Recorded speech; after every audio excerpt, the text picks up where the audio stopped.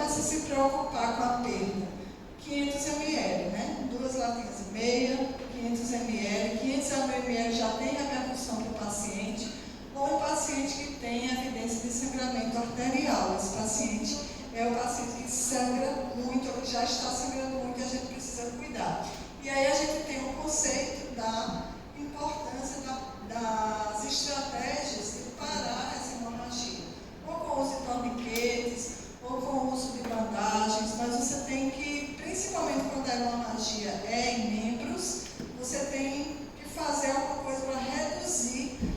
perda de sangue desse paciente para poder tentar controlar melhor o quadro, né? Existem algumas coisas com ferimento de arma de fogo que você deve, né, colocar as gases dentro do ferimento, ou usar a bandagem para diminuir a pressão e diminuir o sangramento. Assim, se você está diante de um paciente com hemorragia, você precisa fazer alguma coisa para parar o sangramento ou reduzir a perda.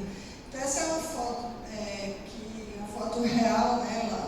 Lógico que isso é uma foto legal. Se bem que hoje nada mais, tudo pode ser real, né? Mas enfim, essa é uma foto de um paciente que a gente recebe na emergência. Aí vejam isso aqui, né? Você tem um torniquete, uma lesão na coxa, né? E aí você tem uma tentativa de torniquete aqui. Bom, pelo menos alguém tentou, mas não conseguiu, né? Veja a quantidade de sangue que tem aqui nesse tecido que está tentando parar o sangramento. Então, esse paciente já perdeu muito sangue.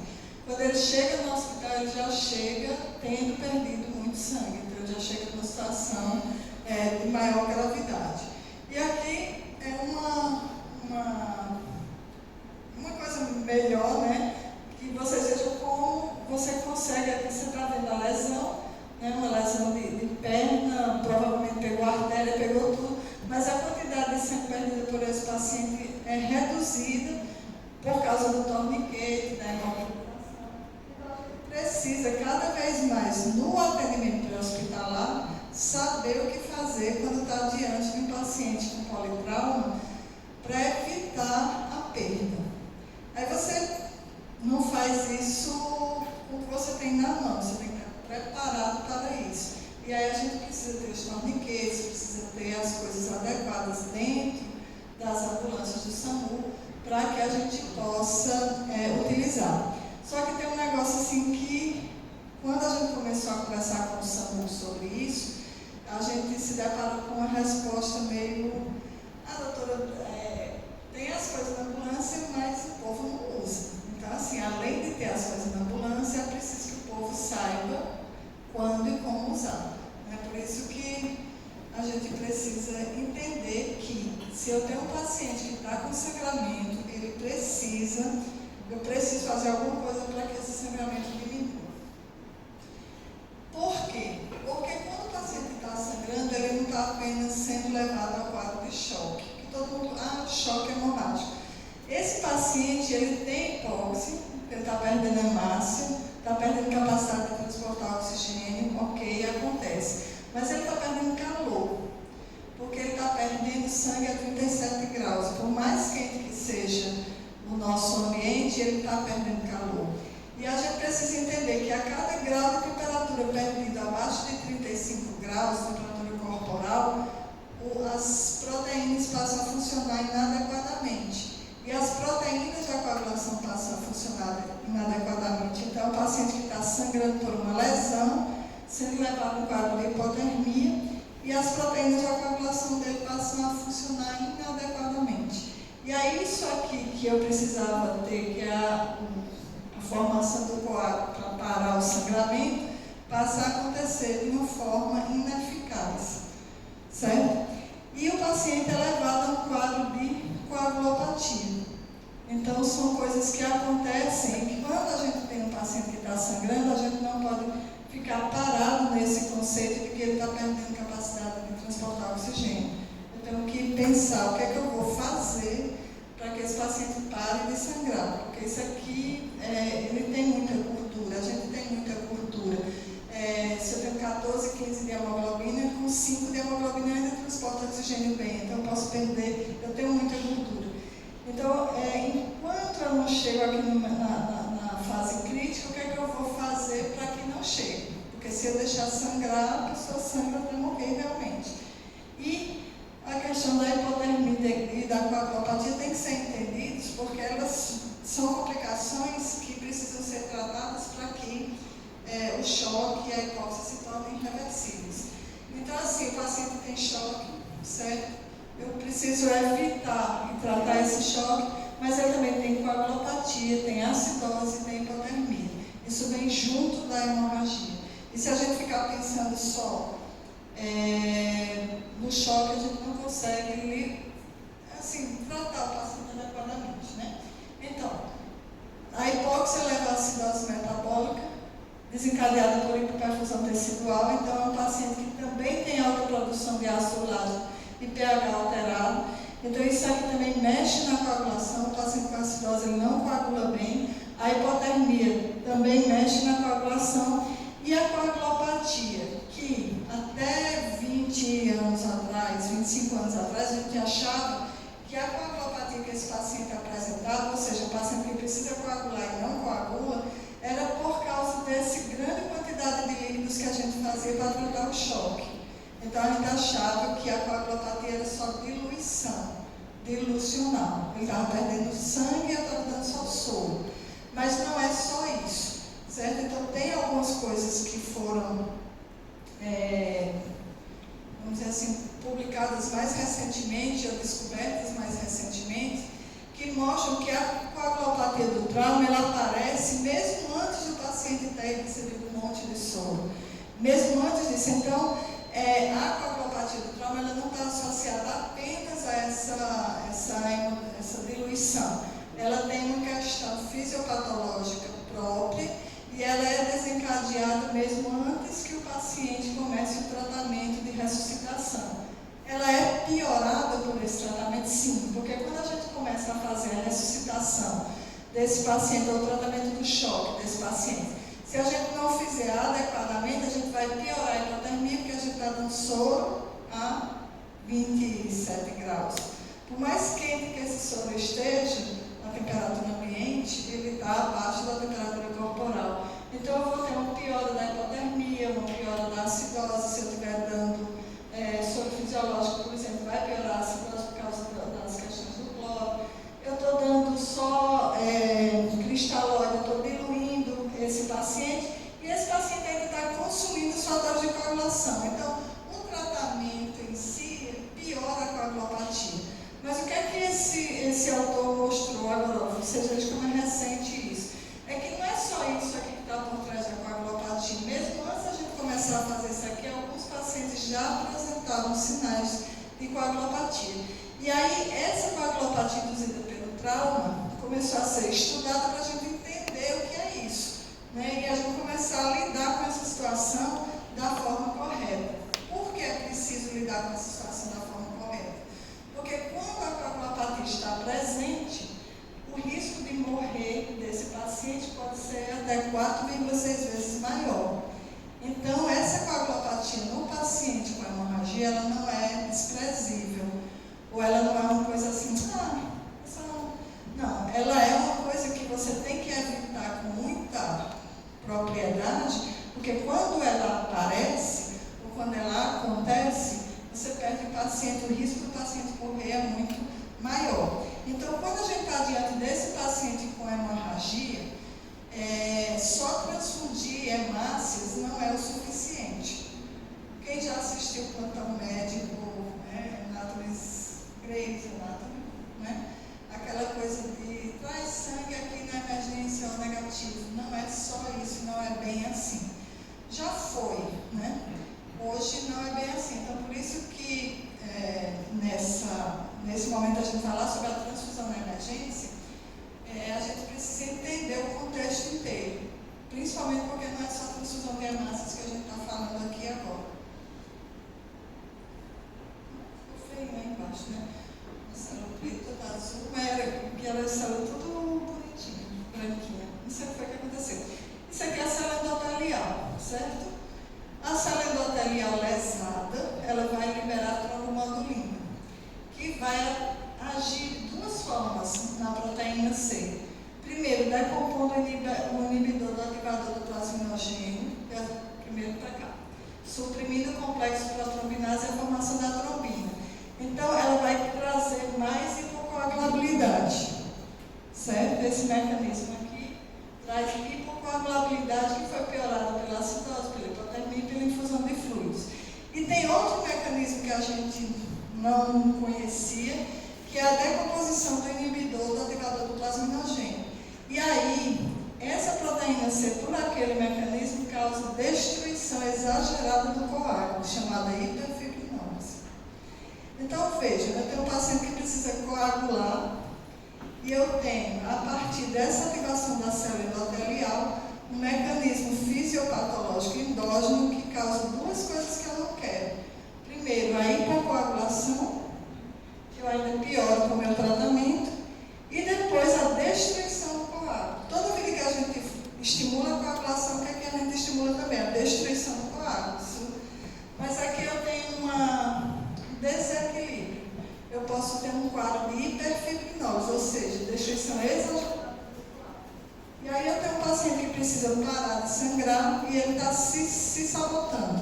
Se a gente não entender esse mecanismo, a gente nem atua aqui nem lá, e aí esse paciente vai embora sangrando, certo? Então, por isso que a coagulopatia é tão grave e é tão importante a gente entender esse mecanismo para que a gente possa atuar antes até que ela apareça. Eu não preciso esperar que ela apareça, eu tenho que evitar que ela apareça. Então, eu vou corrigir isso aqui para poder. Então, assim, que paciente que vai ter esse quadro? Não sabemos. Vocês viram ali, alguns pacientes têm, outros não. Qual é o paciente que vai ter esse quadro de coagulopatia do trauma? Todos os pacientes não sabemos. Então, a gente precisa ter mecanismos para reconhecer os pacientes de risco, certo? Não é todo mundo. E aí, como é que a gente vai reconhecer esses pacientes de risco? A gente tem algumas estratégias. O Comitê Britânico do NHS inglês, ele fala o seguinte, que todo paciente com hemorragia, que tem pressão arterial menor do que 90 e frequência maior do que 110, tem risco de coagulopatia. Então, você já tem que ficar de olho e tratar esse paciente diferente. Isso é simples, porque você vai ter pressão e pulso e a hemorragia. Então, é um critério.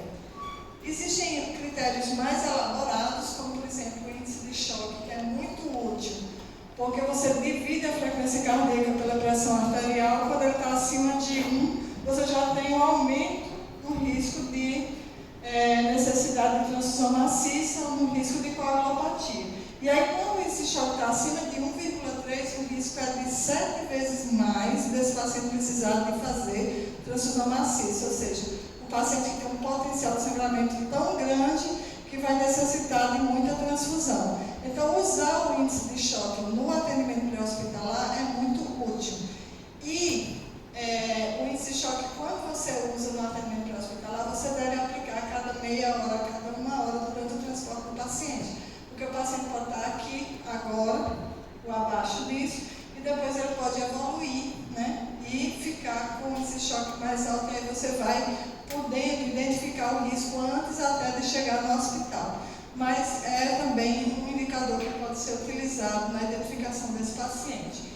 E o que é desenhado para o paciente de trauma, que foi publicado em 2009, que é o que a gente usa no IJF hoje, né, desde que a gente implantou o protocolo de transfusão maciça lá, é o score ABC, que usa 4 indicadores. A PA menor do que 90, a frequência cardíaca acima de 120, o mecanismo do trauma, se é penetrante ou não, e a presença de líquido livre na cavidade num exame que a gente chama de FAST. Alguém já sabe o que é o FAST? Pronto. Então, se você tiver 2 pontos desses positivos, o paciente tem uma possibilidade de desenvolvimento de aqui o FAST, né? Como é feito lá no JF. Isso é uma foto lá do JF. E aí, se o ABC for maior ou igual a 2, a gente tem com 80% de possibilidade desse paciente vir a precisar de transfusão maciça, ou desse paciente ter realmente um quadro de coagulopatia.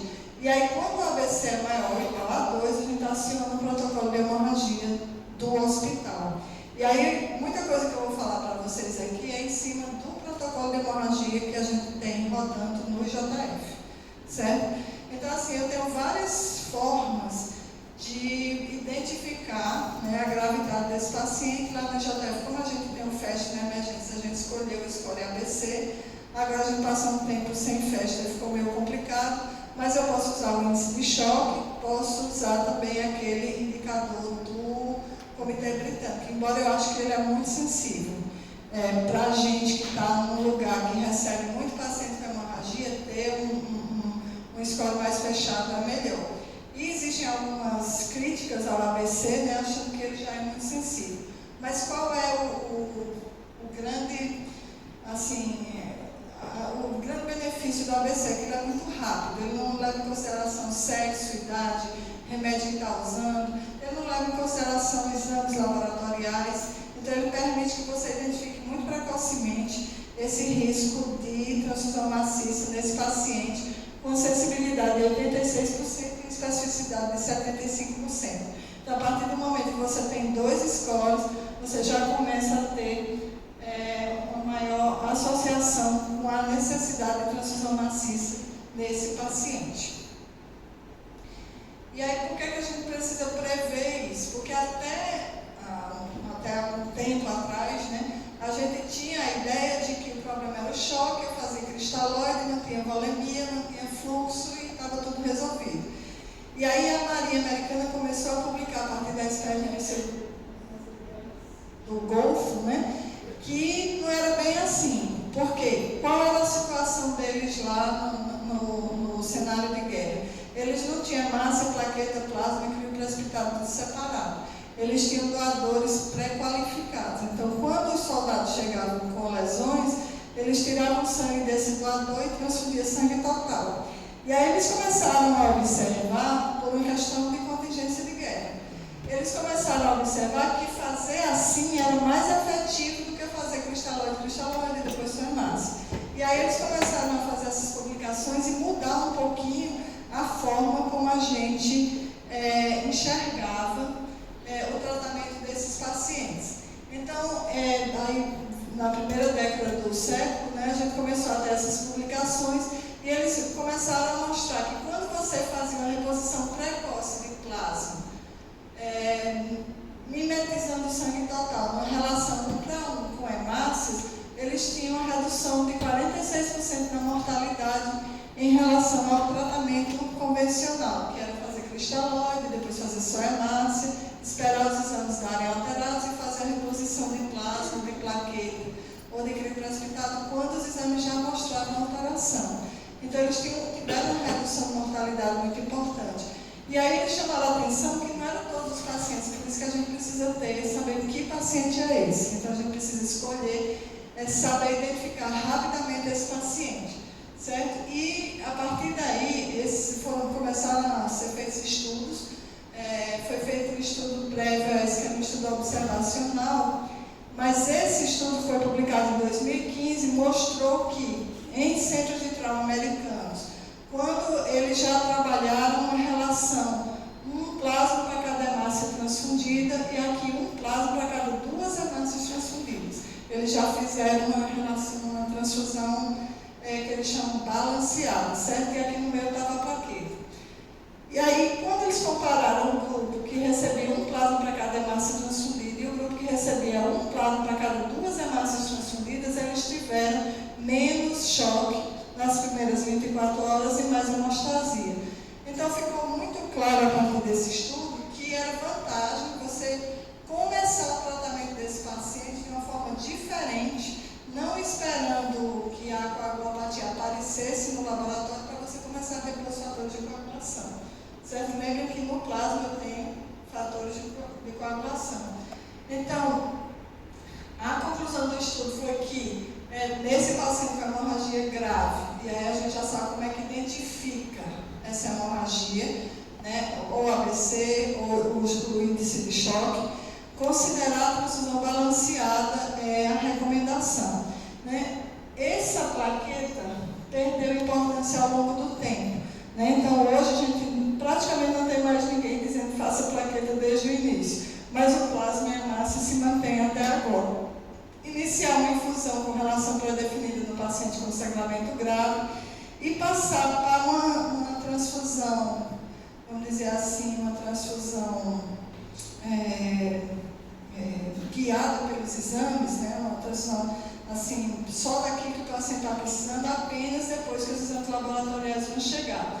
Mas o problema aqui é que o exame laboratorial vai demorar 45 minutos, 1 hora.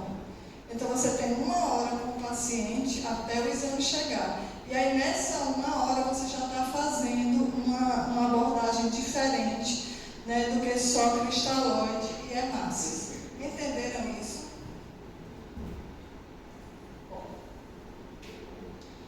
E aí, esse estudo que foi publicado 2 anos depois, não está aí, deve estar embaixo, né? Usando os mesmos dados do Proper, eles viram o seguinte: quanto mais tempo se levava para ativar o protocolo de transfusão maciça ou de hemorragia, seja lá o que for, e começar a tratar esse paciente de uma forma diferente, com liberação imediata de hemocomponente, mais mortalidade os pacientes apresentavam. Então, mais tempo para ativação do protocolo e início da transfusão foi associado com mais sangramento, né? Então, e aí, isso aqui é uma coisa que me chama muita atenção, porque cada minuto entre a ativação do protocolo e a liberação do hemocomponente, cada minuto de retardo, aumentou o risco de mortalidade em 5%.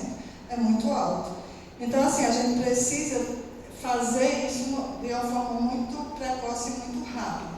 Então, se eu estou dizendo para vocês que 1 minuto no atraso do reconhecimento da situação reduz 5% de sobrevida ou de chance de sobrevida no paciente, eu preciso focar aqui: quanto menos tempo, melhor. Então, na hora que o paciente chega com hemorragia, eu já aplico o score e eu já identifico o risco, eu já começo a transfundir imediatamente. Então, lá no JF, o tempo que a gente tem para começar a transfundir o paciente com score ABC maior ou igual a 2 é 5 minutos. E a gente hoje está conseguindo 3 minutos. Certo? Então, quando o paciente chega com score maior do que 2, maior ou igual a 2, e a gente é avisado, né, o protocolo é iniciado, a gente tem, teoricamente, 5 minutos para começar a transfusão nesse paciente. E aí eu vou mostrar para vocês como é que essa transfusão está acontecendo lá na emergência, certo? Aqui é só para reforçar a questão da importância do score. Esse estudo fez um comparativo em hospitais que tinham score ABC implantado e hospitais que tinham só pessoas experientes julgando a necessidade de ativação do protocolo pela sua própria experiência, pela gravidade do paciente, etc. E aí vocês vejam o impacto do protocolo, do score, né? Então, de 37 minutos, porque eu sou experiente, aí esse paciente vai precisar. Eu levava 37 minutos para tomar essa decisão. Quando o score está implantado, o tempo é de 2 minutos apenas, porque você só precisa de pressão e pulso, então você só precisa monitorar o paciente, né, e fazer o FAST ali é super rápido. E nem sempre você precisa esperar o FAST, porque se você já tem pressão e pulso, já tem 2 pontos. Ou se você tem frequência acima de 120 num tiro, ou uma facada que é um trauma penetrante, você já tem 2 pontos. Então, o FAST nem sempre é necessário para que você ative o protocolo. Então, toda vida que você tem um score maior do que 2 ou esse choque maior do que 1, né, você tem que iniciar esse protocolo. Eu fico morrendo, porque o PowerPoint, na hora que eu trouxe, né, não tem nada não. Vamos lá. E aí, o que é um protocolo de manuseio da hemorragia? Primeiro, é um documento acessível, escrito, vamos dizer assim, é uma coisa pactuada dentro do hospital, precisa ser disseminado, todo mundo que cuida, que recebe esse paciente, precisa saber o que é que está dito no documento, para que ele possa ser feito, né? E todo mundo precisa estar preparado para fazer. Então, eu posso dizer que eu vou usar o FAST e a pessoa que está lá na emergência não sabe fazer. Não posso dizer que vou usar a transfusão 1 para 1 e o pessoal que está no serviço de transfusão não sabe o que é isso. Então, todo mundo tem que estar sabendo. Eu não posso ter, por exemplo, um protocolo desse rodando e o laboratório não entregar o resultado em 40 minutos. Todo mundo tem que estar sabendo para que o protocolo realmente aconteça adequadamente. E ele é muito não existe nem um cirurgião, nem um anestesista, nem um super especialista que lide com esse paciente sozinho. Então, todo mundo tem que estar envolvido, né? E todo mundo tem que estar sabendo o que está acontecendo, porque esse paciente ele vai precisar de muita gente acompanhando, certo? E aí, esse protocolo, esse atendimento desse paciente é baseado no princípio princípio de controle de dano. O que é o princípio de controle de dano? Ele é um conceito que está sendo cada vez mais utilizado, você já deve ter ouvido falar nele em outros contextos, mas que vem dessa coisa da marinha, né? Você está no meio do mar, o barco está lá, não afunda, você não vai consertar lá no meio, então você vai controlar o dano para chegar no porto e fazer o atendimento completo. É isso que a gente vai usar, esse conceito que a gente vai usar nesse paciente, né? Até que você possa tratar o paciente definitivamente, você vai mantendo ele vivo. Esse é o conceito hoje que está por trás do atendimento do paciente na emergência. Não só do ponto de vista de transfusão, mas também do ponto de vista cirúrgico, né? Então, o que é a ressuscitação de controle de dano? Né? Como é que a gente faz isso efetivamente nesse paciente com hemorragia? Primeiro, você vai usar a ressuscitação balanceada, você não vai mais usar cristalóide demais, e aí o volume hoje é 1 litro. Então, você não deve encharcar esse paciente de líquido, porque quanto mais líquido você faz para esse paciente, primeiro ele só vai ficar com 30% no intravascular, e você vai piorar ainda mais aquela questão da coagulopatia. A ressuscitação hemostática, né, com o uso de reposição balanceada de plasma, plaqueta e hemácias, né, tentando fazer uma reposição para um. E hoje está sendo discutido também usar sangue total nesse paciente. Então, ao invés de você ficar fazendo plasma e hemácia, usar sangue total. Então, a gente está estudando isso, como é que a gente vai começar a usar o sangue total no paciente na emergência. Vai ter até um evento agora com um professor americano, que depois eu posso passar para vocês, se vocês quiserem participar, que está sendo programado pela EMOSC, né, que eles estão começando a usar sangue total lá, e a gente também vai assistir para a gente poder ver como fazer para poder usar, começar a usar o sangue total. Mas hoje, o objetivo, qual é o objetivo? É usar plasma e hemácia, não usar somente concentrado em hemácia. E cuidar também das outras coisas que estão atrapalhando, né, a coagulação do paciente, que é a acidose, a hipotermia e a hipocalcemia. Então, você cuidar do paciente como um todo, tentando fazer a reposição não só de volume e não só de hemácia, mas pensando em fazer tudo que o paciente precisa para começar a coagular adequadamente. Então, só lembrar que o choque não é o único problema do paciente que sangra. Isso está tão na cabeça de todo mundo que, às vezes, é meio chocante, né? Para não fazer um trocadilho infame, né?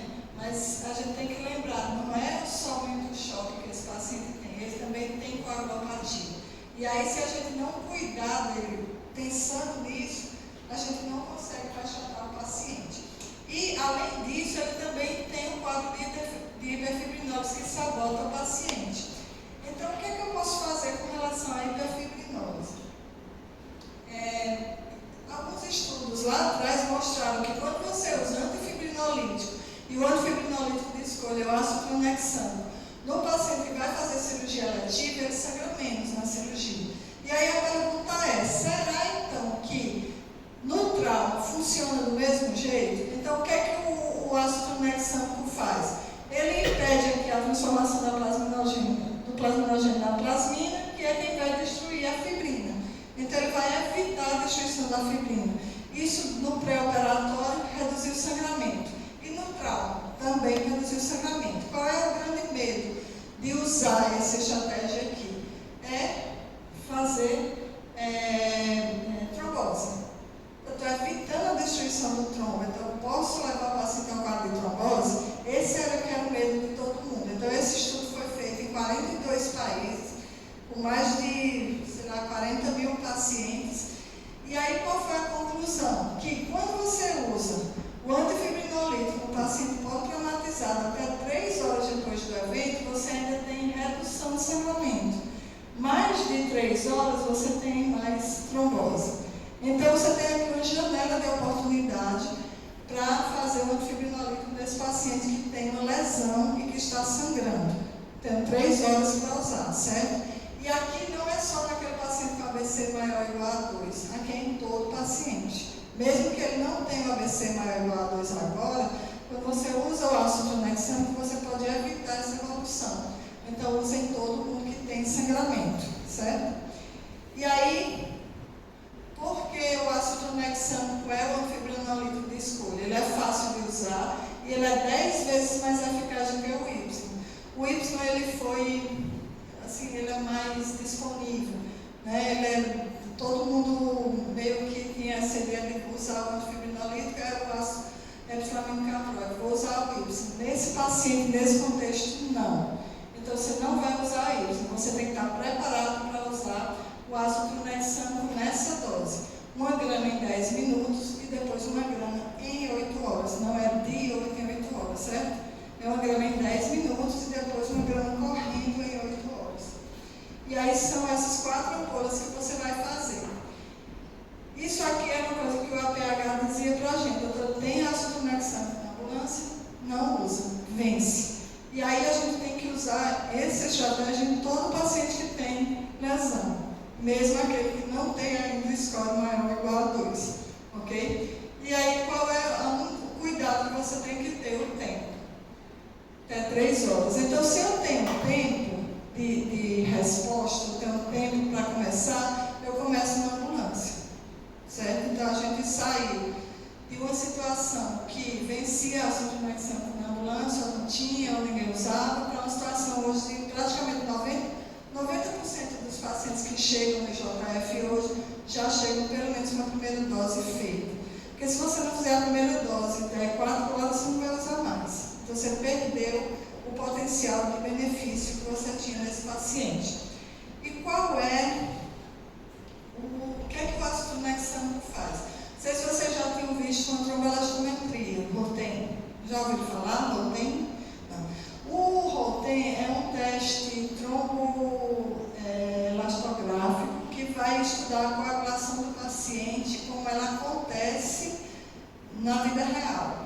Quando a gente faz o TAP-TPTA, a gente tira o plasma citratado, vai estudar fator X, fator Y, numa situação in vitro, não é o que está acontecendo no sangue do paciente. Você bota citrato, inibe algumas, muda a temperatura, então não é a mesma coisa. Aqui no ROTEM, você tem o estudo da coagulação do jeito que ela está acontecendo. Então, você está estudando sangue total do paciente. É um exame que é feito normalmente perto do paciente, né? Um exame feito assim, no local onde o paciente está, e aí ele vai mostrar o coágulo.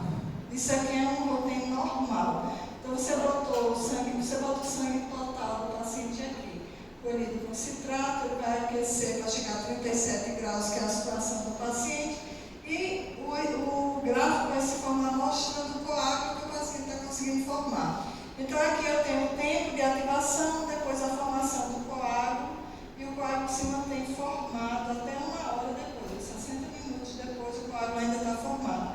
Aqui eu tiro os outros fatores de coagulação e faço só o fibrinogênio. Então, essa é a curva que mostra o fibrinogênio do paciente. E aqui é um paciente com hiperfibrinose. Você vê que demorou um pouco mais a abrir esse verde aqui, o tempo verde é maior do que o tempo de lá, então ele tem diminuição do fator de coagulação, que é o que mostra aqui.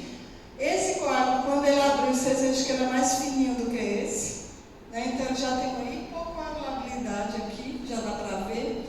E aí, com 20 minutos, isso aqui é o tempo, né? Com 20 minutos depois que eu comecei a fazer o exame, o coágulo foi desmanchado.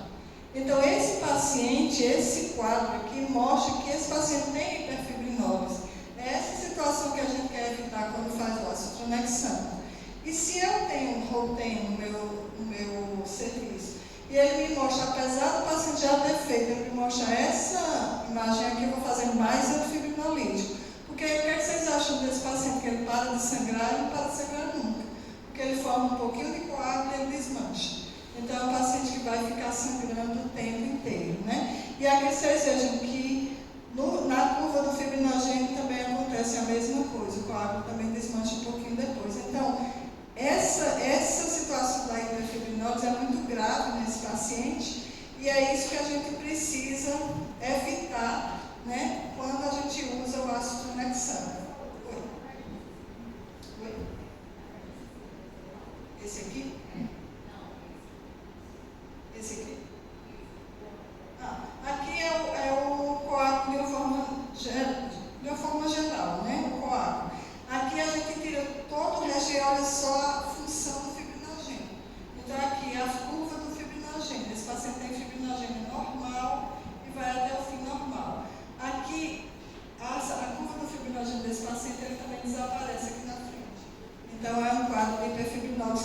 em todas as curvas, certo? Esse exame é muito importante porque esse tempo aqui, o CT, 140 segundos, certo? E esse outro CT aqui, ali estava normal, né? Esse outro CT aqui, 288 segundos, dá quantos minutos? 288 segundos, dividido por 60. 4 minutos e meio, né? Mais ou menos. Então, esse paciente aqui levou 4 minutos e meio para começar a formar o coágulo. Em 4 minutos e meio, eu já sei, menos do que isso, eu já sei que ele está com menos fator de coagulação do que ele precisava. Porque se ele tivesse um fator de coagulação normal, ele tinha começado a abrir o coágulo aqui em 140, um pouco menos, com 2 minutos. Então, aqui eu já sei que eu preciso de mais plasma. Eu não preciso esperar o TAP, o TPTA não sair no laboratório daqui a 40 minutos. Então, eu já vou vendo. Então, aqui, nesse aqui, eu já tenho feito mais plasma para esse paciente. E quando, com 20 minutos, ele me dá aqui a destruição, eu sei que eu tenho que fazer mais antifibrinolítico. Então, esse exame é muito interessante porque ele me dá mais agilidade, né, na reposição dos fatores de coagulação e na estabilização da coagulação desse paciente. Só um parêntese, esse exame ele é usado na cirurgia cardíaca, né? Ele também lhe dá o diagnóstico da heparina, interferindo no processo. Não é o que a gente está procurando aqui nesse paciente de trauma, porque ele não tomou heparina, mas quando tem heparina, a gente também consegue ver com muita facilidade nesse exame, né? E só para vocês terem noção, esse diagnóstico da hiperfibrinose, esse é o único método que vai me dizer. No laboratório convencional, não tenho nada que me diga que tem ou não hiperfibrinose. Então, a gente vai ficar só imaginando porque o paciente continua sangrando. Mas aqui eu consigo realmente ver que é um quadro de hiperfibrinose e que eu preciso repor ou aumentar a dose de antifibrinolítico do meu paciente, que eu já devo estar fazendo, mas que não resolveu. Uma dose padrão. Bom, e aí outra coisa que a gente tem de padrão nesse paciente é a coleta de amostras logo que o paciente chega. Então, assim, eu não posso ficar sem saber o que está acontecendo com o paciente. Eu preciso de exame laboratorial. O maior cirurgião do mundo precisa de exame laboratorial. Então, a gente precisa colher, porque o exame não sai se a amostra não chegar no laboratório, certo? Então, quem colhe essa amostra que vai para o laboratório, é a primeira pessoa que puder colher. Então, a gente lá no hospital, a gente padronizou que eu não preciso que o laboratório chegue para colher a amostra. Quem está vendo o paciente já pode colher a amostra. E aí, a gente padronizou as amostras que são coletadas, certo? E aí, a gente tem que avaliar como padrão a hemoglobina, então não precisa de hemograma, ok? O hemograma demora mais do que a hemoglobina em plaquetas. Vocês sabem por quê? Porque eu tenho que corar a lâmina, eu tenho que contar 100 células, então eu não preciso de hemograma, eu preciso de hemoglobina em plaquetas e para isso eu tenho, qual é o tubo que eu colho para hemograma? O roxo. O tubo com EDTA, né? Então eu colho um tubo roxo para fazer hemoglobina em plaquetas. O laboratório precisa saber que ele precisa me liberar esses dois exames, esses dois parâmetros. Ele não precisa me dar o exame completo, com contagem diferencial, com RDW, com VCM. Eu preciso só da hemoglobina e das plaquetas. Qual é o tempo médio de um equipamento automatizado para eu liberar isso aí? Quem sabe? 4 minutos. Certo? Em 4 minutos eu consigo ter isso aqui. Se o laboratório for esperar o exame inteiro, ele vai me demorar 1 hora, porque eu vou ter que corar a lâmina, vou ter que sentar para contar 100. Então, é preciso que o laboratório esteja entendendo que aquele paciente é um paciente de hemorragia grave, porque ele vai liberar esse resultado aqui. Depois o TAP, o TPTA, né? Eu preciso saber a coagulação passa. E uma coisa porque a dosagem de fibrinogênio é uma coisa que a gente praticamente não encontra por aí. Porque existia uma lenda urbana, naquela da loura do banheiro, de que fibrinogênio era difícil, era caro. Não é verdade. Fibrinogênio é feito no mesmo equipamento que faz TAP-TPTA, de uma forma geral, e o preço do reagente me dá Então, assim, é possível dosar fibrinogênio. Então, a gente, lá no hospital, no IJF, a gente começou o protocolo e uma das primeiras medidas que a gente tomou foi laboratório, eu preciso dosar fibrinogênio. E hoje a gente tem essa dosagem de fibrinogênio disponível para todos os pacientes. Preciso de pH e eletrólitos, e como é que eu consigo isso aqui? Gasometria. Então, eu tenho que ter uma gasometria, então eu tenho que ter uma coleta arterial camparina e a coleta venosa ou arterial também de um tubo com EDTA, que é tampa roxa, e um tubo com citrato, que é a tampinha azul. Esse tubo com citrato, ele vai para o laboratório, mas eu também posso precisar da tromboelastometria. Então, normalmente eu vou coletar 2 tubos aqui, um para ir para o laboratório. E aqui também eu vou coletar 2 tubos, um para ir para o laboratório para fazer hemoglobina em plaqueta e outro para ir para o banco de sangue para fazer a prova de compatibilidade da hemácia que o paciente precisa, que a gente vai chegar na transfusão de emergência, ele vai chegar lá. Então, assim, quais são os tubos que eu colho? 2 tampa roxa, 2 tampa azul e o tubo camparina, que aí ele me dá todos os exames. Aí eu quero também ureia creatinina. Não, você não quer ureia creatinina, nem quer lipidograma, nem quer... Não, você quer isso. Então, está padronizado, certo? Paciente com hemorragia chegou no hospital com ABC maior do que 2, eu vou colocar uma pulseira dizendo a todo mundo que aquele paciente está no protocolo de hemorragia maciça, que a gente chamou até pouco tempo de protocolo de transfusão maciça de hemorragia grave, e esse paciente vai precisar desses exames o mais rapidamente possível. E o que é o mais rapidamente possível? 40 minutos.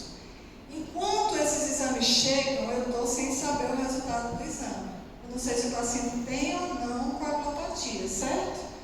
Aí eu vou tratar como se ele tivesse. Certo? Por isso que a recomendação é usar controle de dano. Então, eu já vou começar a repor plasma, porque vai que ele tem. Eu já vou começar a repor, talvez crioprecipitado, porque vai que tem deficiência, certo? E aí, o que é que a gente enxerga hoje? Olhando para trás, a gente está com 1.700 pacientes nesse tipo de protocolo implantado desde 2017. A gente vê que plaqueta não cai precocemente, por isso que a gente tirou a plaqueta da nossa preocupação primeira. Mas o fibrinogênio cai muito precocemente, vocês vão ver um pouquinho depois os dados, né?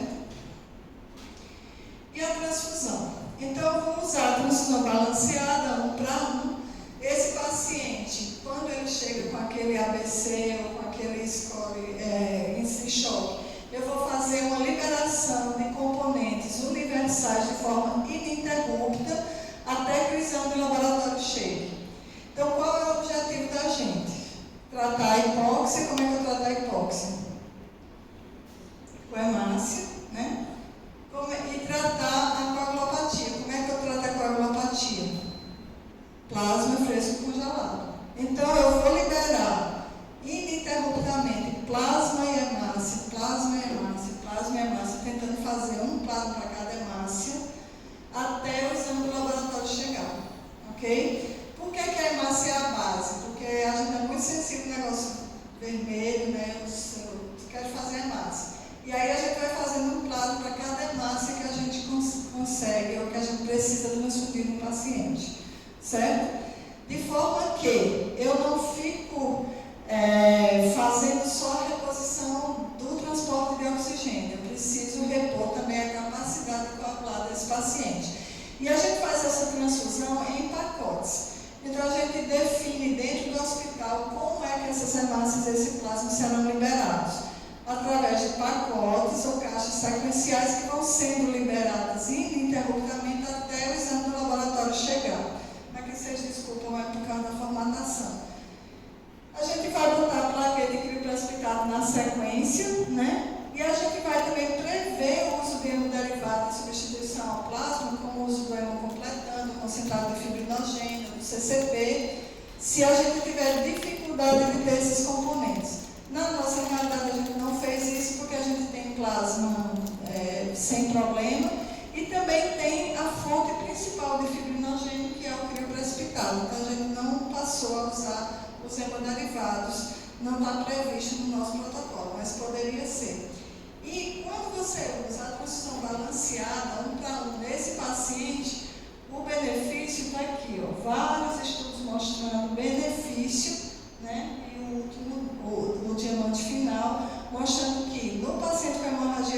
usar a transfusão balanceada 1:1 desde o começo do tratamento é vantajoso, diminui a mortalidade. Então, assim, não tem por que a gente não fazer isso, né, diante de todas as evidências que a gente tem hoje. E o que é que são componentes universais? Né? Componentes universais são hemácias do grupo O e plasma do grupo AB ou do grupo A. Eu falei para vocês, quando eu falei da PTT, que plasma AB é pouco frequente. Para um doador AB chegar no nosso, é a cada 512 doações. Então, não adianta a gente querer ter plasma AB de rodo, porque não tem. E também a gente não precisa. Então, assim, a gente vai liberar nesses pacientes hemácia do grupo O, que não tem nenhum antígeno, é compatível com todos os ABO, e vai liberar de plasma, nessa dificuldade populacional que a gente tem de disponibilidade do plasma AB, a gente vai liberar o plasma A com baixo título de anti-B, que o Hemocentro prepara para a gente e que é compatível com 85% dos pacientes. Então, assim, são esses grupos que a gente vai liberar. E o RH? O RH é um problema para a mulher abaixo de 50 anos, que ainda vai engravidar e que pode ter doença hemolítica do recém-nascido. Homens não engravidam, mulher velha não engravida, então a gente não precisa ficar sofrendo com O negativo.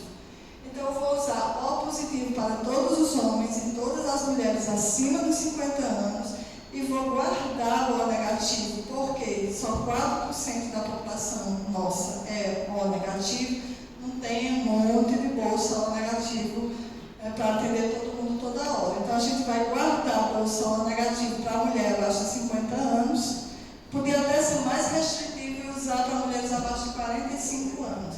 A gente foi mais folgadinha, deixou abaixo de 50 anos e todos os homens e as mulheres acima de 50 anos vão receber O positivo. Considerando que 90% dessas pessoas são O positivo, são RH positivo mesmo. Certo? Então, desse jeito, a gente consegue preservar a população que precisa receber RH negativo e não retarda o tratamento de ninguém. Qual é o objetivo? É que a gente comece a fazer essa reposição aqui 5 minutos depois que a situação foi identificada, certo? Então, a gente tem que estar preparado para isso. E aí, como é uma transfusão de urgência, vocês vão de combinar comigo que é uma transfusão de urgência, o que é que eu preciso do ponto de vista de respaldo legal?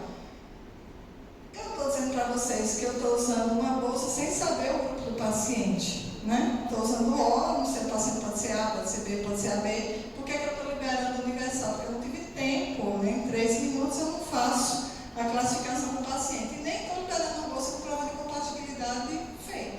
Estou liberando uma bolsa sem prova de compatibilidade terminada, ok? Como é que eu me respaldo? Diga. 40 minutos. Porque quais são os testes de compatibilidade, os testes pré-transfusionais que a gente faz? Quem sabe? Você fica quieto. Você sabe. Cadê? Se ninguém souber, você vai dizer, certo? Quais são as provas de compatibilidade? Os testes que a gente nem chama de compatibilidade, né? São os testes pré-transfusionais, né? Testes pré-transfusionais. Toda vez que alguém vai tomar uma transfusão, a gente faz a classificação sanguínea. Faz o quê? Quem me diz? A classificação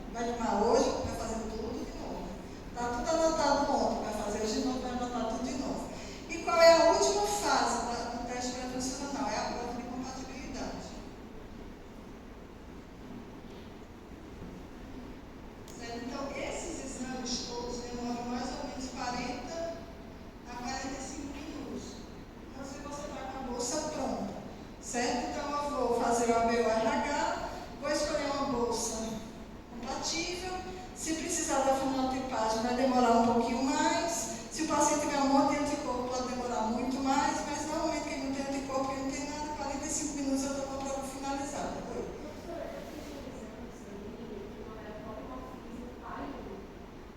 Não, é outra coisa.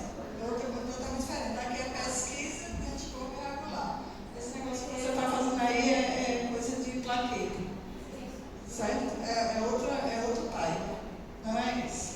Certo? Então, assim, isso tudo aqui vai demorar, se tiver tudo certo, tudo negativo, paciente bonzinho, nunca tomou sangue, tudo tranquilo, 45 minutos mais ou menos para terminar tudo.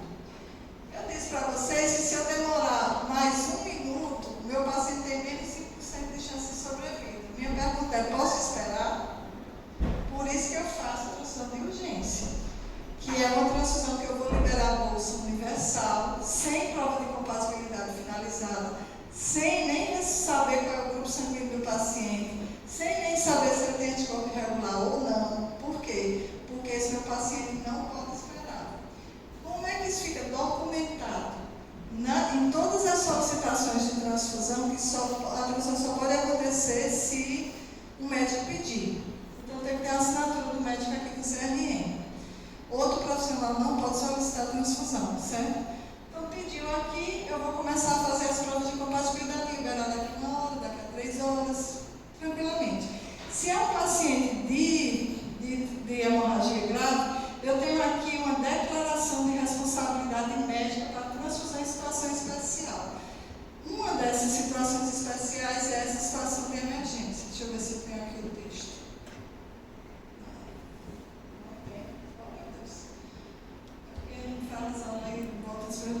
Mas aqui eu tenho, autoriza a transfusão com provas, autoriza a transfusão antes da conclusão das provas transfusionais, em virtude da situação clínica do paciente, caracterizando a situação de transfusão de emergência. Pronto. Então, eu assino aqui e assino aqui. Eu, médico, estou lá embaixo da emergência. Certo? Eu, hemoterapeuta, posso assinar aqui. Não estou vendo o paciente. Então, quando eu recebo essa solicitação, para eu fazer aquela liberação, eu tenho que ter essa solicitação. E aí vocês vão concordar comigo que isso tem que estar alinhado antes. Porque eu posso ter um colega lá embaixo, não vou assinar, não sei o quê. Então, assim, é transfusão maciça, vai ser maior do que 2, o médico já vai saber que ele vai assinar 2 coisas aqui. E ele vai pedir o primeiro pacote, que para a gente é 4 e 4. Então, ele vai pedir 4 hemácia, 4 plasma, assina aqui, me entrega e eu já deixei a bolsa, certo? Uma coisa que vocês precisam saber é que isso tudo aqui é feito sempre. Então, apesar de eu ter entregado a bolsa, eu recebo a amostra, não recebo a amostra, que eu já disse, e vou fazer tudo. Porque pode acontecer e eu ter liberado uma bolsa incompatível. Qual é o risco? 1 a 1,5%. Certo? Então, é um risco baixo, por isso que a gente faz, mas pode acontecer. Qual é a situação? É um paciente de doença falciforme, que foi atropelado, tem um monte de anticorpo, não deu tempo da gente identificar. É uma mulher que já engravidou muito de anticorpo, não deu tempo de identificar, ela ganhou um bolso incompatível. Paciência. Corremos esse risco nós, e corre esse risco o médico está solicitando, autorizado pelo protocolo do Comitê Transfusional, e assinado aqui embaixo, certo? É um risco, fazer o quê?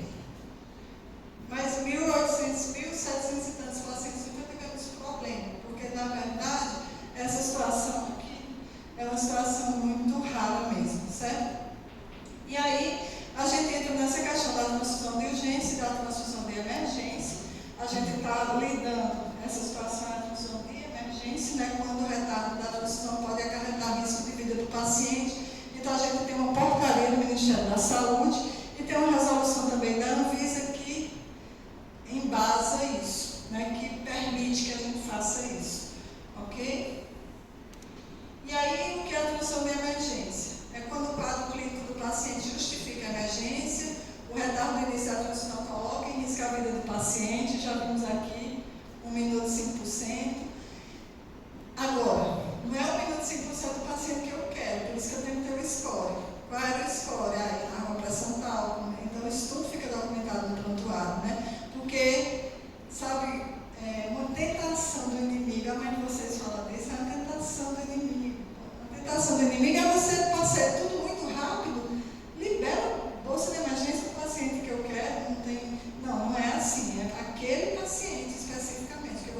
pode colocar em risco, mesmo risco baixo, o paciente que não está precisando. Ok? Então, assim, você tem que ter, para que isso aconteça dentro do seu hospital, você tem que ter um procedimento escrito, estipulando o modo como essa operação está realizada, então tem que ter um protocolo. O termo de responsabilidade tem que ser assinado pelo médico, né? E as provas pré-transfusionais devem ser feitas. Então, uma coisa que eu não posso ter nessa situação, me entregue a bolsa e não leve nenhuma amostra. Não é esse o pacto. Eu lhe entrego a bolsa, mas você me dá uma amostra. Porque eu preciso finalizar as provas. Porque, primeiro, esse paciente vai tomar só uma bolsa. Então, eu estou liberando essas duas agora sem saber o grupo dele. Mas na hora que eu souber o grupo e que eu tiver tempo de fazer a prova de compatibilidade, eu já vou liberando bolsa compatível mesmo. Certo? Então, assim, eu tenho que ter as amostras. Isso já foi motivo de brigas, mas... E aí, não existe O negativo na emergência, certo? Então, eu quero... Existe toda uma... Primeiro tem que ter essa pactuação dentro do hospital, mas não é O negativo que vai resolver o seu problema. Como eu falei para vocês, só 4% da nossa população é O negativo. Então, se a gente ficar nessa brincadeirazinha aqui, querendo 6 O negativo, 10 O negativo com o homem que está na emergência, quando chegar uma mulher jovem de 20, 22 anos, eu não vou ter. Vou usar O positivo para ela. Então, esse menino recebe O positivo. Aí ele é RH negativo. Com paciência, ele vai fazer o quê? Vai ficar com anti-D? Vai engravidar? Não. Então, mas a menina não. A menina vai engravidar. Então, eu posso ter uma doença hemolítica do recém-nascido lá na frente. Ou infertilidade. Então, com ela a gente não brinca. Então, não é O negativo na emergência que vai resolver o meu problema. Aí vocês entendem que isso não é uma decisão minha, médico, pessoal, aqui agora. Isso é uma coisa que tem que estar estruturada dentro do hospital, para que a gente possa entender tudo isso. Certo? Então, por isso que o protocolo é importante. E aí tem uma coisa que a gente não lembra. Eu não colhi as amostras do paciente na hora que ele chegou. Estou transfundindo, ok, mas eu tenho que ver os resultados. Tem caso que a gente vê o resultado 8 horas depois que o paciente chega. O que vocês acham? O que é que me adianta o exame do paciente que está sangrando, recebendo um monte de coisa, 8 horas depois? É um retrato, quase uma coisa que você bota no álbum de família, né? Meu pai, minha mãe, meu bisavô. 8 horas depois você não é mais o que você precisa. Então, assim, esse resultado do exame desse paciente tem que ser visto toda hora que ele é liberado. Aí tem um problema na emergência. Todo mundo muito ocupado, né? O cirurgião está enluvado, o anestesista, está todo mundo muito ocupado. Então, eu preciso ter, para que as coisas deem certo, alguém que fique com essa responsabilidade. Pode ser o residente de emergência? Pode. Pode ser o residente de clínica? Pode. No hospital, no IJF, como a gente tem um volume muito alto, a gente escolheu a enfermagem. Então, tem um enfermeiro que fica só com esse doente. E aí ele fica preparado, por isso que a gente consegue 3 minutos. Porque assim que esse enfermeiro ele não faz mais nada. Ele está lá só esperando esse paciente chegar. Chega 1 a 2 por dia. Tem dia que não chega nenhum, mas é mais ou menos isso. Então ele está lá esperando. Quando o protocolo é acionado, ele desce imediatamente. E aí ele respeita esse tempo de sobrevida, essa chance que a gente vai dar a esse paciente, ok? E aí ele também vai coletar os exames, ele já vai levar no sangue universal, ele já vai trazer, ele faz um monte de coisa, né? Já traz o negócio todo assinado, e ele já avisa para a gente vai precisar de mais, porque é grave mesmo. Então, se vai precisar de mais, quem está no laboratório já fica preparando na frente, descongelando o plasma e fazendo prova de compatibilidade de mais hemácia. Que a gente use 10 hemácias universais. Não. Eu vou usar universal quando eu não tiver tempo, mas não pode ser mais de 1 hora, 2 horas, 3 horas usando universal. Então eu tenho que fazer as provas de compatibilidade. E aí esse enfermeiro também é quem vê o resultado do exame e avisa. Doutor, a plaqueta está baixa, o fibrinogênio está baixo, o TAP está alterado, a hemoglobina caiu, está de 4. Então ele vai avisando, né, para que a conduta vá sendo ajustada. Certo? Então foi como a gente no IJF conseguiu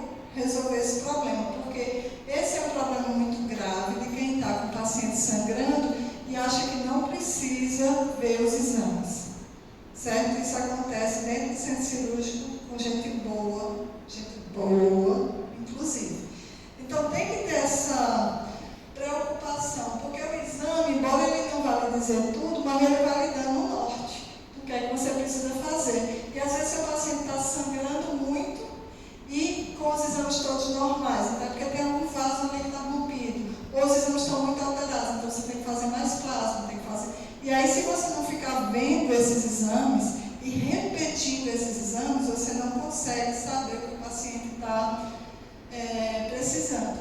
E aí, a partir dos exames, você vai transferir mais hemácia, respeitando aquele limiar de 7 de hemoglobina, mas para manter a hemoglobina de 7 e 9. Não precisa manter a hemoglobina em 12, 14, 16, 22, 100. Não. Eu vou transferir a hemácia se a hemoglobina estiver abaixo de 7 para manter de 7 e 9. Ok. Se a hemoglobina estiver caindo também é um risco aqui. Eu vou continuar transferindo plasma, e aí vocês vejam que nessa hora que o exame chega, eu paro de fazer um para um, o pacote, certo? E aí eu vou transferir plasma se o TAP e o TTPA estiver maior do que 1,5 vezes. Por quê? Porque eu quero manter abaixo de 1,5. Aí vou transferir mais plasma. Vou transferir plaqueta se a plaqueta estiver abaixo de 50.000. E se o paciente tiver sangramento nervoso central, eu vou transferir plaqueta se o paciente estiver abaixo de 100.000. Não está aqui, mas vocês podem anotar aí. E vou fazer crio precipitado, e na experiência da gente do hospital, a gente tem pool de crio precipitado, então a gente faz 2 pools de 5 doadores, quando o fibrinogênio está abaixo de 150 ou 200, se for gestante. Porque na gestante o ponto de corte do fibrinogênio é maior. Então, assim, a partir do momento que os exames chegam, eu vou individualizando a minha conduta. Aí o paciente está com uma hemoglobina boa, então não precisa fazer uma hemácia, um plasma. Se ele está com uma hemoglobina de 8 e está com o INR de 1,9, eu vou precisar fazer só plasma. Não preciso fazer uma hemácia e um plasma a mais. Eu fico fazendo a hemácia e um plasma enquanto os exames não estão disponíveis. Certo? Quanto mais tempo os exames demorarem a sair, mais tempo eu fico cego fazendo talvez o que o paciente não está precisando. Então, por isso que a gente precisa levar a amostra rápido e pedir o laboratório para liberar rápido. Certo? Se o laboratório não entender isso aqui, pode demorar 6 horas para sair, aí não dá certo. Nesse paciente eu não posso esperar, não tenho que receber em menos de 1 hora. E aí a gente fica colhendo esses exames, porque depois que eu fizesse essa transfusão, o paciente muda. Então, só para mostrar aqui para vocês, nos pacientes que chegaram entre janeiro e março desse ano, chegaram 83 pacientes com AVC maior do que 2 do JF, certo? Entraram no protocolo, 83 pacientes. Desses, 36 já tinham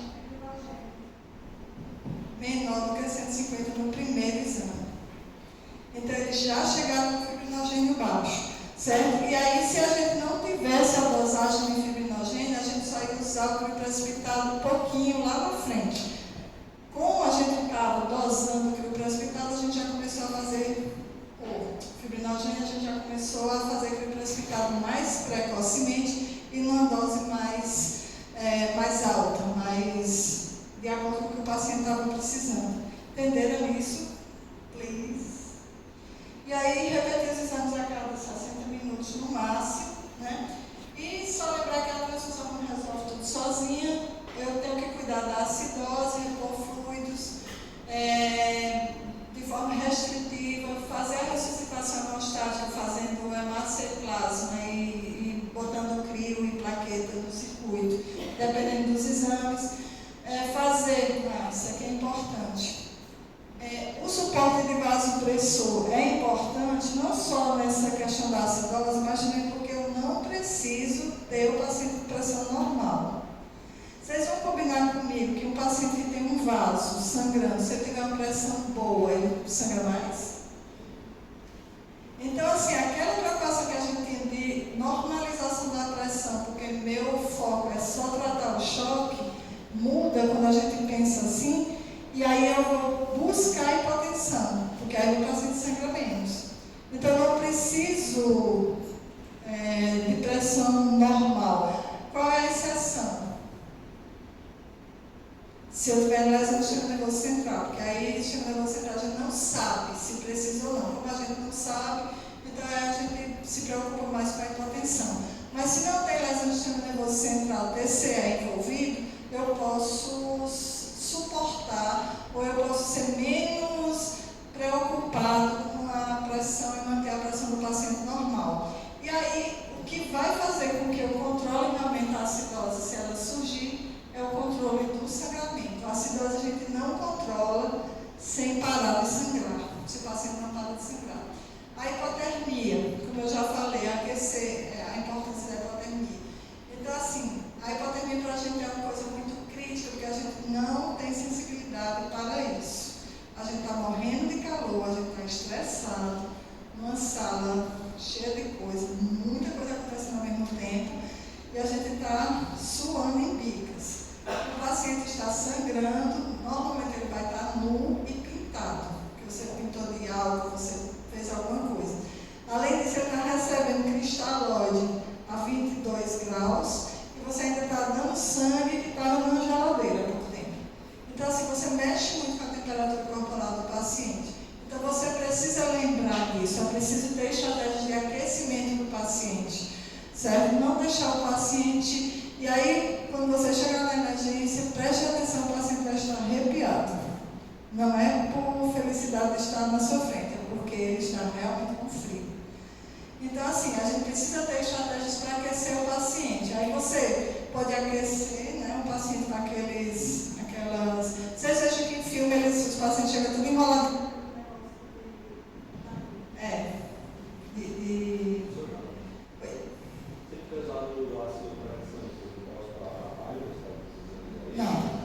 Não vai alterar o resultado do exame, não. Aí você pode aquecer a sala, né? É desconfortável para todo mundo, mas aquecer a ambulância às vezes é muito importante para o paciente, aquecer fluidos e gases. Então você pode ter dentro da sala de urgência o soro fisiológico em estufas, né? Que ele fica a 30 graus, o soro fisiológico não sofre muito. Sangue. O sangue só pode ser aquecido em equipamentos específicos. Qual é a dificuldade que a gente tem hoje? A gente não tem equipamentos disponíveis para aquecer sangue. Então, a gente praticamente não está aquecendo o sangue, nem o plasma, nem a massa, porque a gente não tem os equipamentos para. Então, já que a gente não tem que aquecer as outras coisas. E monitorar a temperatura do paciente para não deixar ele ficar abaixo de 35 graus de jeito nenhum. Certo? Aquecer é um componente. Você teria que ter esses equipamentos. Esse aqui teve um tempo que estava muito na moda, mas é muito caro, né? Porque tem esse descartável que era R$220 por bolsa, então era muito caro, não vingou. Esse aqui a gente até tem alguns, né? Bota o equipo aqui dentro, né? E o sangue vai sendo aquecido à medida que ele vai passando, que ele vai descendo. Qual é a crítica a esse equipamento? É que ele não dá muito fluxo, mas é uma opção. E esse outro é um equipamento que hoje eu já não encontro mais. Então, assim, a gente tem alguns desses, mas o resultado não é muito bom. Então, a gente ainda não tem uma boa estratégia de aquecimento de sangue, porque não existe mesmo. Então, a gente tem que aquecer as outras coisas, certo? Pode usar a recuperação. Só um detalhe do protocolo da gente. Esse equipamento de recuperação operatória de sangue, que a gente vai falar um pouquinho na próxima vez que a gente se encontrar, que é no S8, eu acho, para falar de PBM. Que é isso aqui. O paciente está sangrando por uma lesão de baço. Bateu, né, e rompeu o baço e o fígado. Então, ele tem muito sangue na cavidade. O que a gente faz com essas hemácias desse paciente normalmente? A gente aspira e joga no lixo. Esse equipamento vai aspirar para cá. Aqui eu vou ficar com as hemácias. Vou lavar, vou recuperar a hemácia para dentro de uma bolsa e vou reinfundir no paciente. Baço, rim, víscera sólida, né? Baço, fígado, rim, sangra muito e é muito bom. A gente recupera às vezes 900 ml de hemácia. Então é uma hemácia que você ia dar de outra pessoa. E aí você recupera a hemácia daqui. Então, na emergência, esse enfermeiro lá do hospital também faz a recuperação operatória de sangue para evitar essas transfusões desnecessárias, certo? E ele é muito útil também em paciente que não quer ser transfundido. Então, paciente testemunho de Jeová também é uma alternativa para outras cirurgias, inclusive usar a recuperação intraoperatória e eles conseguirem fazer o tratamento sem risco de transfusão. Pois é, hoje a gente já tem algumas discussões, porque tem a questão da contaminação, né? E alguns autores já consideram que o benefício é tão alto que faz antibiótico, mas a gente ainda não usa. A gente não tem tanto problema de estoque, a gente usa só quando então a gente recupera, mas se tiver lesão de úlcera, de víscera oca, não sei o que, às vezes o cirurgião pede para não transfundir, né? Mas a esplenectomia quando o vaso estoura é fantástico a recuperação. A gente pode usar outras cirurgias também, mas no trauma a gente usa nesse contexto, certo? Bom, e aí, isso tudo é para dizer para vocês que a transfusão de emergência hoje não é mais só esse conceito de transfusão maciça, porque a transfusão maciça é um diagnóstico retroativo.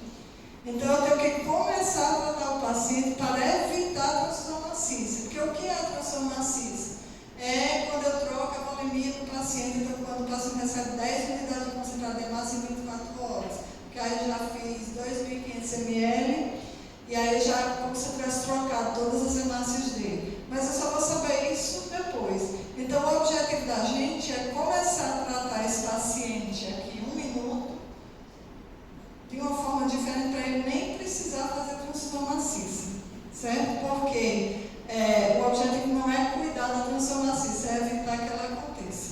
E se o paciente vai passar por uma situação de transfusão maciça, que o sangramento dele é muito importante, passar dentro desse contexto de exames repetidos para você repor o que ele precisa, aquecer, cuidar do cálcio, não falei o cálcio, mas o cálcio também a gasometria lhe dá. Certo? Então, um diagnóstico de transfusão maciça vamos dizer assim, é só didático hoje, certo? Ele não serve mais para a gente guiar o tratamento do paciente. E aí, essa frase é uma frase que a gente gosta muito, eu e todo mundo que trabalha lá no negócio com esse tipo de paciente, de hemorragia, porque ela diz exatamente o que a gente precisa saber. A gente ficou muito tempo achando que esse paciente precisava de soro fisiológico, e não é isso. Água com sal para cozinhar macarrão, né? Então, o Dr. Phil Spinella, ele é da Marinha Americana, e eles são meio brincalhões, eles gostam de dizer essas coisas. E aí é isso, a gente precisa entender que esse paciente ele precisa parar de sangrar. E, agora, quem é que faz o paciente parar de sangrar realmente? É a correção da lesão.